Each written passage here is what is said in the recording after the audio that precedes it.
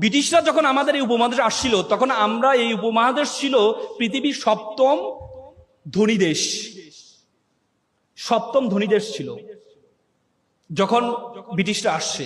আর যাওয়ার পথে আমাদেরকে সবচেয়ে ফকিরি দেশে পরিণত করে গিয়েছে।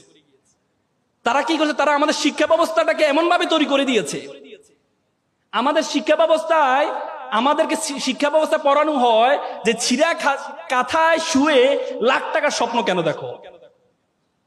তারা আমাদেরকে এই যে অ্যাপ্লিকেশনে শিখায়, কি শিখায় জানো? যে কেরানি পদে চাকরির জন্য আবেদন। কখনো দেখছো সিইউ পদে আবেদনের চাকরির জন্য আবেদন তোমাদেরকে শিখাইতে? এমডি পদে আবেদনের চাকরি শিখাইতে? আমাদেরকে যে কেরানি পদে আবেদন।